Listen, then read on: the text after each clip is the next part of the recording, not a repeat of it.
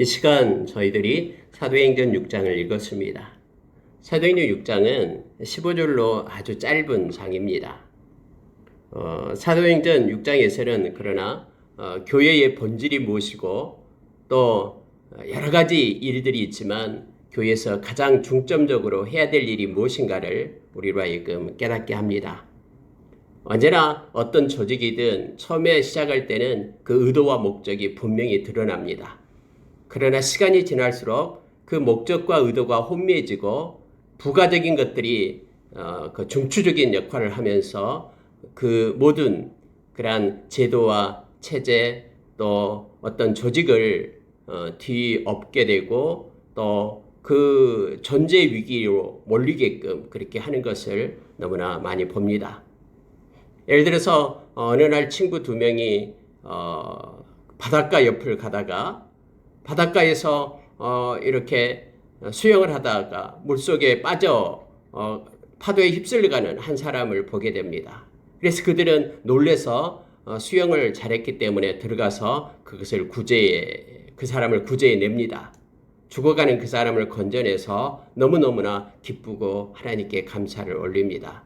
그러면서 그들의 마음 가운데 야, 우리가 가지고 있는 재능, 수영도 잘하고 하니까 또 이들을 이렇게 물에 빠져 죽어가는 이들을 건져낼 수 있는 그러한 일들을 우리가 했으면 좋겠다 해서 시간이 될 때마다 바닷가를 거니면서 그렇게 그 인명구조 사업에 그들이 뛰어들게 됐다고 가정해 보십시오.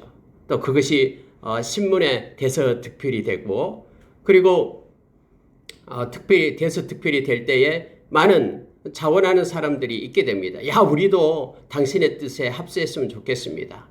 사람이 늘어나다 보니까 조직이 만들어지고 또 조직이 되다 보니까 교육이 있게 되고 어떻게 구제하고 어떻게 행하고 응급처치는 어떻게 하고 이런 것들이 파트별로 나누어지고 또 장비가 필요해서 배를 사고 이런 것들이 복잡하게 이루어집니다. 또한 사람들이 그렇게 활동을 하고 또 체계적으로 뭔가가 운영되고 조직되고 장비들을 구입하고 또 수선하고 이러한 조직으로 확대하게 됩니다. 그러면 당연히 또 돈이 필요하게 되고 물질이 필요하게 돼서 후원자를 또 모집을 하고 후원금을 받고 이러다 보니까 또 돈이 들어오니까 돈을 관리하는 사람이 필요하고 그래서 온통 이렇게 시스템으로 이렇게 막 돌아가게 됩니다. 그래서 많은 사람들을 구조하고 그랬다 그러면 모르는데 이제 그 운영이 뭔가 조직이 운영되는 그 과정 속에서 이제는 정직이 사라지고 탐욕이 생기고 또 많은 후원금들이 이러한 조직을 유지하는 데 사용되고 그래서 본질적인 것은 돌아가 버리고 싸움이 일어나고 또 그러한 체계 속에서 처음에 가졌던 그런 목적과 의도가 소멸되는 그런 것들을 많이 보게 됩니다. 또 많은 그런 매스컴에서 그런 사건들도 보게 됩니다. 그래서 여러분 언제나 처음에 조직의 그 목적과 의도를 잃어버리게 된다 그러면은 그러한 조직과 그 목적의 중요한 그러한 처음에 가졌던 것들을 거기서 떠나서 오히려 다른 부차적인 것이 중추적인 역할로 바꿔지게 돼버림을 우리는 너무나 잘 알게 됩니다. 여러분 지금 초대교회에서 많은 부흥을 이루게 됩니다. 하나님께서 베드로를 비롯해서 사도들에게 예수 이름의 권세를 주어가지고 많은 이적과 표적이 나타나게 됩니다. 또 가난하고 불쌍한 사람들 자기가 가진 것을 팔아서 나누어주고 그리고 그들로 하여금 서로 물건을 통용하게 하고 그래서 가난한 자가 없게끔 그렇게 구제에 힘썼음을 성경은 말해주고 있습니다.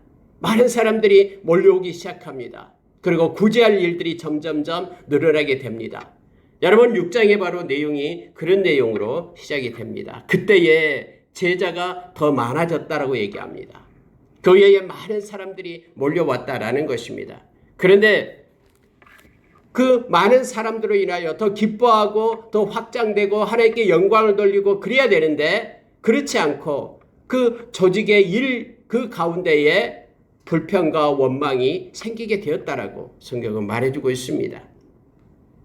특히 헬라파 유대인들이 있었고 또 히브리파 유대인들이 있었다라고 얘기합니다. 그런데 헬라파 유대인들은 이제 원망을 하고 불평을 하기 시작합니다. 그 이유가 뭐냐면은 자기의 과부들이 매일의 구제에 빠졌다라고 말합니다.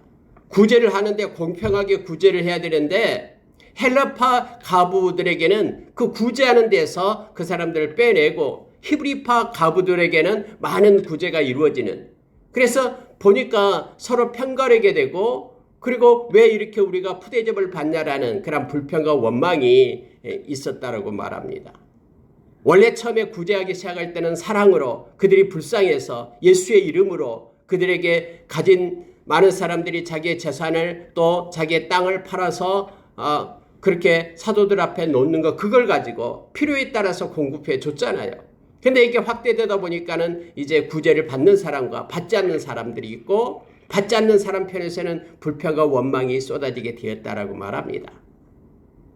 여러분, 이 땅의 에클레시아 교회 안에서도요, 이 땅에 있는 교회는 완전하지 못합니다. 그래서 때로는 교회에 비리가 있고 또 사람들이 모이기 때문에 하나님의 영광을 가리는 것도 너무나 많습니다. 특히 탐심이 들어오면 이 탐심은 우상 숭배가 돼가지고 이 탐심이 사람들의 마음을 갈라놓죠. 사람들은 물질의 마음이 있기 때문에 그렇습니다. 갈라디아서 5장 24절에서 그래서 그리스도 예수의 사람들이 해야 될 일인데, 그게 뭐냐면은 바로 육체와 함께 십자가에 자기의 탐심과 정욕을 못 박아야 된다고 말합니다. 어떤 조직 속에서 어떤 사람의 탐심과 그리고 자기의 뜻대로 행하려는 정욕이 나타나게 될 때 그것은 성령께서 이끄는 그러한 삶을 살아갈 수가 없기 때문에 그렇습니다. 특히 교회에서는 자기의 탐심과 정욕을 십자가에 못 박아야 됩니다. 특히 목회자들, 리더들의 탐심과 정욕을 못 박아야지만이 성령의 인도하심 속에 있게 됨을 알게 됩니다. 그러면 성령의 인도하심을 받으려면 거룩해 져야 되는데, 그 거룩해지는 것은 말씀과 기도밖에 없음을 우리는 디모데전서 4장 5절에서 이미 알고 있습니다. 이러한 일이 나타나니까는 사도들은 그때서 깨닫게 됩니다. 그것이 바로 2절입니다. 12사도가 모든 제자를 불러 이르되 우리가 하나님의 말씀은 제쳐놓고 접대를 일삼는 것이 마땅하지 아니하다라고 말합니다. 비본질에서 본질로 돌아오는 것입니다. 오늘날 수많은 이들이 해외에 나가서 또 하나님의 말씀을 전하는 선교의 사역을 감당합니다. 선교사의 역할을 하게 될 때에 많은 후원금도 받게 되고요, 후원 물질도 받게 됩니다. 그러나 만약에 본질을 잃어버린다 그러면은, 말씀 전하고 복음 전하고 기도하는 것을 잃어버리게 된다 그러면은 이 비본질인 선교의 비본질적인 어떤 구제와 또 이러한 물질 나눔이 그것을 덮게 됩니다. 오늘 여러분, 동일한 현상이 여기에 있는 그런 예루살렘 교회에도 그렇게 나타났음을 성경은 가르쳐주고 있습니다.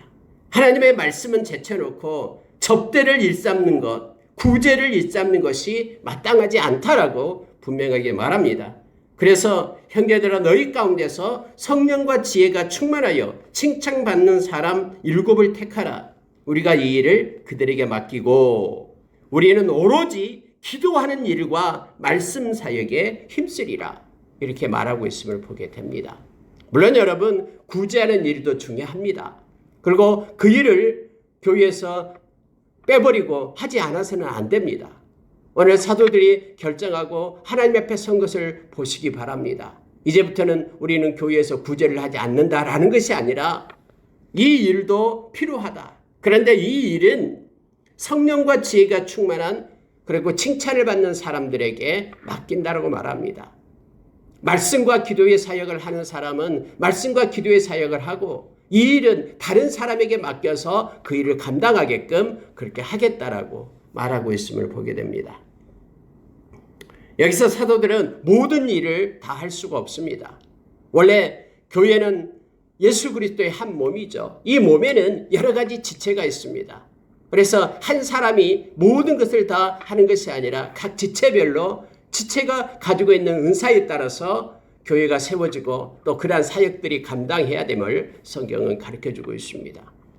그래서 성령과 지혜가 충만하여 칭찬받는 사람, 이들을 택해서 이 구제의 사역을 하게끔, 그렇게 예루살렘 교회가 결정하고 그렇게 행하는 것에 대해서 많은 이들이 기뻐했다라고 말합니다. 성령이 충만하고 지혜가 충만하고 칭찬받는 사람을 택하는 것입니다. 그래서 그들로 하여금 구제 사역을 할 수 있도록 그렇게 합니다. 여러분, 우리가 로마서 12장에 보면은 교회에서 여러 가지 지체가 있는데요.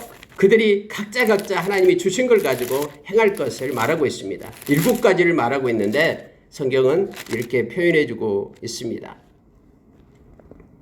우리가 한 몸에 많은 지체를 가졌으나 모든 지체가 같은 기능을 가진 것이 아니니 이와 같이 우리 많은 사람이 그리스도 안에서 한 몸이 되어 서로 지체가 되었느니라. 우리에게 주신 은혜대로 받은 은사를 각각 다르니 혹 애언이면 믿음의 분수대로, 혹 섬기는 일이면 섬기는 일로, 혹 가르치는 자면 가르치는 일로, 혹 위로하는 자면 위로하는 일로, 구제하는 자는 성실함으로, 다스리는 자는 부지런함으로, 긍휼을 베푸는 자는 즐거움으로 할 것이니라. 사랑에는 거짓이 없나니 악을 미워하고 선에 속하라. 이렇게 말하고 있습니다. 사랑에는 거짓이 없다라고 얘기합니다. 그러니 악을 미워하고 선에 속하라라고 말합니다. 하나님이 행하시는 그 선한 일 가운데 하나님의 백성들이 교회 지체가 다 속해 있어서 각각 주시는 걸 가지고 행할 것을 말하고 있습니다. 에베소서 4장에서는 머리 대신 예수님으로부터 각 지체가 연결되어 서로 돕고 또 각각 기능을 바르게 행할 수 있도록 그렇게 해야 된다라고 성경은 말해두고 있습니다. 협력해서 하나의 유니버셜 처치, 이 교회를 그렇게 완성해감을 알게 합니다. 여러분, 그래서 성령이 충만하고 지혜가 있고 칭찬받는 믿음의 사람들, 그들이 뽑히게 됩니다. 그래서 7명의 집사님들이 세워지게 되는데 바로 그게 5절입니다. 온 무리가 이 말을 기뻐하여 믿음과 성령이 충만한 사람 스데반, 빌립, 브로고루, 니가노르, 디몬, 바메나 그리고 니골라를 택하여 사도들 앞에 세우니 사도들이 기도하고 그들에게 안수하니라. 이렇게 되어 있습니다. 여러분, 교회가 본질적인 말씀을 잃어버리게 되면은 아무것도 아닙니다. 우리가 알레테이아 진리라고 얘기하면 3가지를 얘기합니다. 예수 그리스도가 진리시죠. 나는 길이요 진리요 생명이니 주님 말씀했잖아요. 또 우리가 요한복음 17장에 보면은 하나님의 말씀은 진리시니 하면서 진리, 하나님의 말씀이 진리입니다. 예수님의 그 말씀이 진리가 되고요.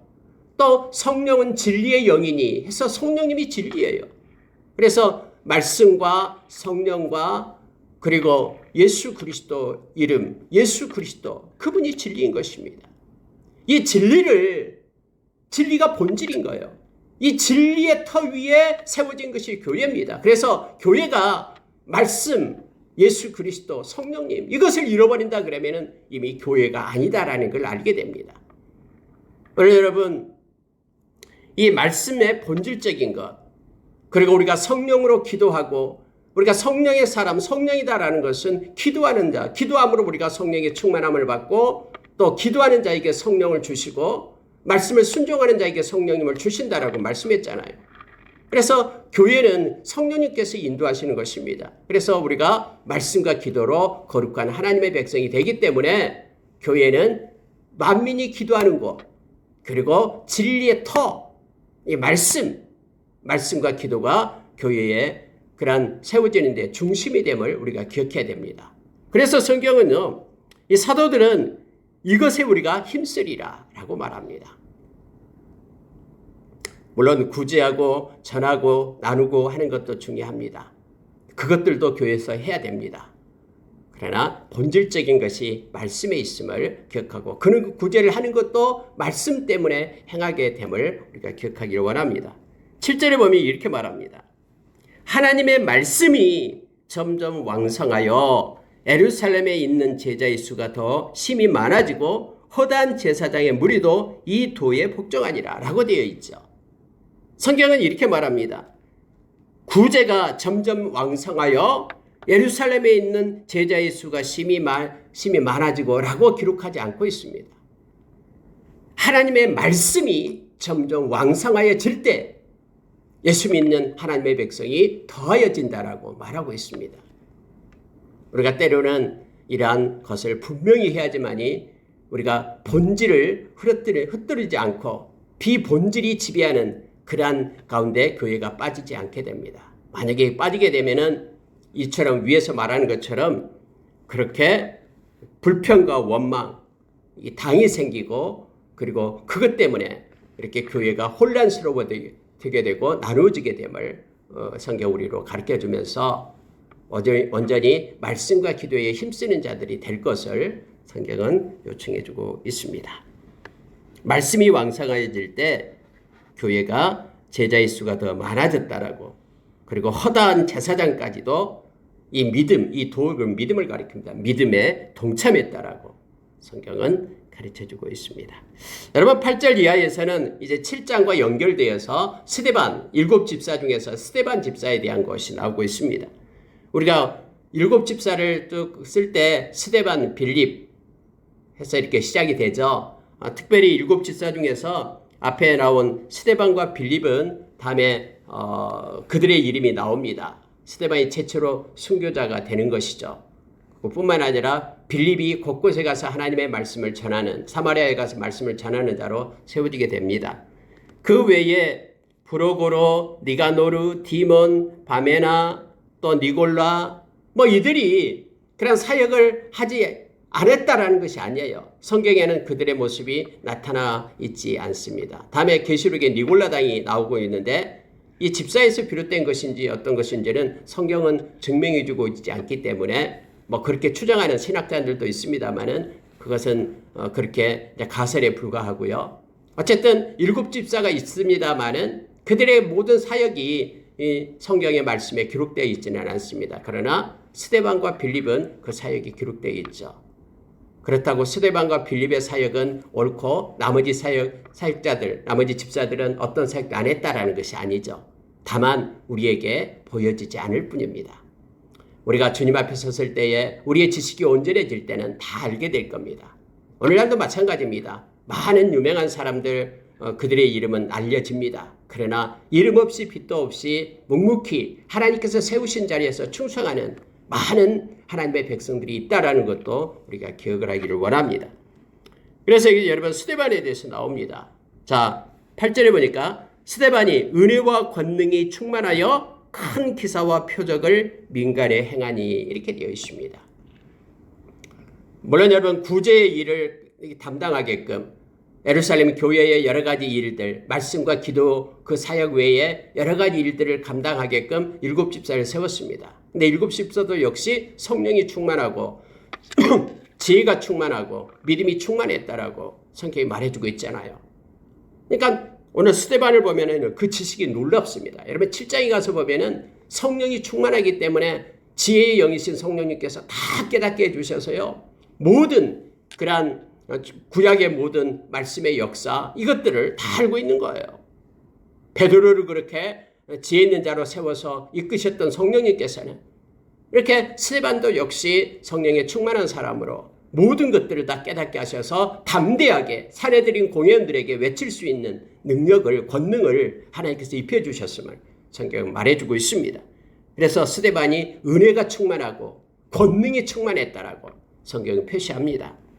그래서 곳곳에서 큰 기사를 행하고 표적을 민간에게 행했던 것입니다. 거기에 많은 그런 자유민들, 이 말은 헬라파 사람들입니다. 그들이 이렇게 예루살렘으로 왔습니다. 거기에는 구레네인, 알렉산드리아인, 길리기아인, 아시아에서 오는, 에베소에서 오는 이러한 사람들이 회당에서 앉아 있어서 스데반하고 논쟁을 했습니다. 근데 그들이 절대로 이 스데반의 지혜와 성령으로 말함으로 인하여 능히 감당하지 못했다라고 말합니다. 그러니까 그들이 사람을 매수합니다. 언제나 이 인간은 이렇게 간사합니다. 자기가 이렇게 뭔가를 대결해서 지면은 다른 술수를 씁니다. 거짓을 동원합니다. 그래가지고 사람을 매수하고 어떤 얘기를 하냐면은 이 스데반이 모세와 하나님을 모독하는 말을 하는 것을 우리가 들었노라라고 거짓 증언을 하게끔 그렇게 합니다. 백성과 장로와 석인가들을 충동시켜 가지고 스데반을 잡게끔 그렇게 합니다. 그래서 공회 앞에 섭니다. 그곳에도 역시 거짓 증인을 세웁니다. 13절에 보니까요. 거짓 증인들을 세우니 그들이 스데반이 하지 않는 말을 갖다 거짓말을 통해서 법정에 세웁니다. 여러분, 우리가 십계명 중에서 거짓 증인 되지 말라고 얘기했죠. 하나님은 너무너무 싫어하시거든요. 왜냐하면 하나님은 공의의 하나님이기 때문에 그렇습니다. 모함에서 거짓해서 거짓 증인으로 그렇게 정직한 사람, 깨끗한 순수한 사람을 갖다가 죄를 뒤집어 씌우는 것, 이것처럼 하나님 싫어하는 것이 없거든요. 십계명에서 하지 말라라고 말하는 것처럼 거짓 증거하지 말라라고 말합니다. 왜냐하면 공의의 하나님이시기 때문에 그래요. 근데 그들은 지금 거짓 증인을 세워가지고 말합니다. 그 전에 있었던 것들을 말하기 시작하는 거예요. 스데반이 말하지도 않는 것을 가지고 말하는 것입니다. 그들이 이 거룩한 것 성전에 대해서 또 율법을 거슬려 말한다. 말하기를 맞지 않는다라고 말하고 있죠. 즉 스데반이 율법에 대해서 이렇게 거짓말했습니다. 율법에 대해서 이렇게 말했습니다. 이 성전에 대해서도 이렇게 말했습니다라고 스데반이 말하지 않는 것을 갖다 뒤집어 씌우는 것입니다. 나사렛 예수가 이것을 헐고 모세가 우리에게 전하여 준 규례를 고치겠다 함을 들었습니다.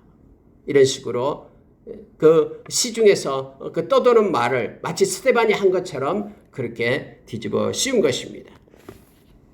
그런데 거기에 공회 중에 앉은 사람들, 그들이 스데반의 얼굴을 주목하여 보았다라고 15절에서 말하고 있습니다. 그랬더니 그 얼굴이 천사의 얼굴과 같더라라고 말합니다. 여러분, 사람들은 내가 하지도 않았는데 거짓 증거를 말하면서 이 사람이 했다 그러면 막 마음속에 분노가 일기 시작합니다. 내가 하지도 않았는데 나에게 억울한 누명을 이렇게 씌운다 그러면요, 속이 문드러집니다. 그런데 여러분, 오늘 스데반의 얼굴을 지금 성경은 우리에게 가르쳐주고 있는 거예요. 그가 천사의 얼굴처럼 그렇게 환히 빛났다라고 말합니다. 모함을 받고 누명을 뒤집어 쓰고 거짓 증거를 받을 때에도 불구하고 그의 안에는 성령님이 계셨기 때문에, 성령으로 충만했기 때문에, 예수 그리스도의 이름의 권세가 그를 붙들고 있었기 때문에 그는 천사의 얼굴처럼 그렇게 환하게 빛났다라고 성경은 말해주고 있는 것입니다. 우리가 여러분 베드로전서 2장에 보면은 우리가 이 세상 살아갈 동안에 우리가 애매한 고난을 받을 수 있다라고 말합니다. 내가 하지도 않았는데 했다라고 그렇게 거짓을 우리에게 뒤집어 씌웁니다. 근데 여러분, 하나님의 백성들은 그러한 고난을 받고 핍박을 받을 때에도, 거짓 증거를 받을 때에도 마음의 평강을 가질 수 있는 이유가 뭐냐면 하나님은 공의의 하나님이기 때문에 그렇습니다. 하나님이 다 알고 계시고 하나님이 다음에 보상해 주시기 때문에, 공의의 하나님 때문에 우리가 애매한 고난을 받아도, 억울한 일을 당해도, 그렇게 거짓된 것 때문에 우리가 때로 힘든 일이 있어도 우리는 공의의 하나님께 맡김으로 인하여 우리의 마음 가운데 주님이 주신 기쁨과 평강으로 설 수 있음을 우리는 기억합니다. 지금 스데반이 공회 앞에서 마치 재판의 자리예요. 그래서 잘못됐으면은 돌 맞아 죽는 거예요. 비록 스데반은 다음에 이제 돌 맞아 죽게 됩니다만은, 그럼에도 불구하고 그의 내면에는 평강의 강이 흘렀음을 성경은 우리로 하여금 깨닫게 합니다. 말씀을 마치겠습니다. 내일 새벽에는 스데반이 공회들 앞에서 했던 그러한 설교에 대해서 말씀을 나눌 것이고요. 오늘은 중요한 것 두 가지 것을 말해두고 있습니다. 교회의 본질이 뭔지, 말씀과 기도, 그리고 구제의 그러한 것들은 또 다른 사람의 거기에 맞는 사람들을 통해서 행할 것을 성경은 요청해주고 있습니다. 우리는 예수님이 머리 되시고 우리는 한 몸입니다. 각 지체가 있어서 각기 다른 그러한 사명을 주고 또한 은사를 주고 또 지혜를 줘서 그 일을 행하게끔 해서 서로 협력해서 주님의 교회를 세워나가게끔 하고 있다는 것을 우리가 기억하기를 원합니다. 언제든지 말씀이 왕성해질 때 교회의 제자의 수가 더해진다라는 그 논리를 우리가 기억하고요.